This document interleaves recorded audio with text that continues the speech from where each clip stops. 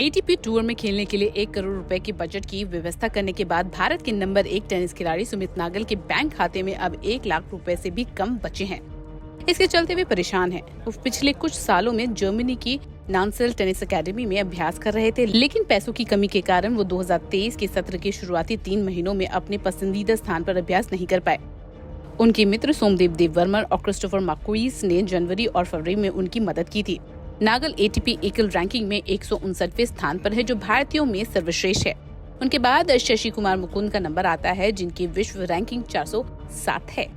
वित्तीय समस्याओं से जूझना शायद प्रत्येक भारतीय टेनिस खिलाड़ी की कहानी है, लेकिन सच्चाई ये है कि देश का नंबर 1 एकल खिलाड़ी अपने और अपने परिवार के लिए पर्याप्त धनराशि नहीं जुटा पा रहा है। एटीपी टूर में खेलने के लिए नागल ने अपनी सारी पुरस्कार राशि, IOCL से मिलने वाला अपना वेतन और महा टेनिस फाउंडेशन से मिलने वाली सहायता राशि को खर्च कर दिया है।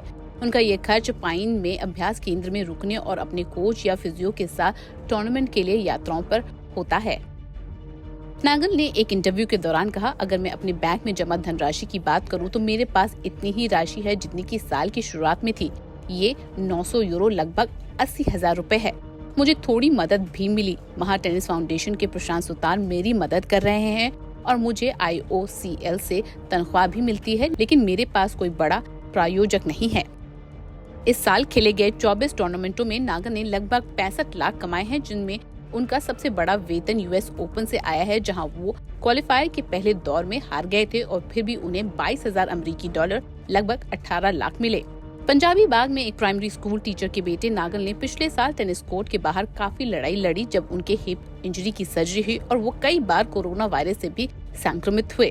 ये आश्चर्य की बात नहीं थी कि उन्हें संदेह होने लगा कि क्या वो कभी टेनिस कोर्ट पर वापस आ पाएंगे या नहीं।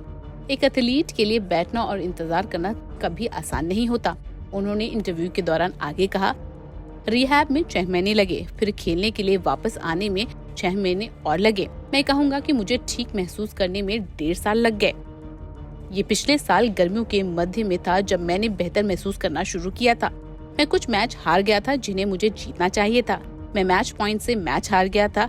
ये एक मैच के लिए सर्विस करते समय और जब मैं सेट और ब्रेकअप था। मुझे पिछले साल 2 बार कोविड हुआ, इसलिए मेरे पास लंबे 2 साल थे। उन्होंने आगे कहा, मेरे पास बचत के नाम पर कुछ भी नहीं है। मैं बस टूट रहा हूँ।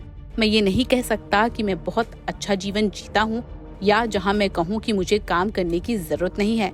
मैंने पिछले 2 वर्षों में कुछ भी नहीं कमाया, इसलिए मैं खुश हूँ कि मैं बराबरी पर हूँ। कम से कम मैं माइनस में नहीं हूँ जहाँ मुझे एकेडमी छोड़नी पड़े और अकेले यात्रा करनी पड़े। मैच से जुड़े आपके हर सवाल का हम देंगे जवाब। जानने के लिए हर update, live analysis, special interviews, download कीजिए स्पोर्ट्स तक ऐप।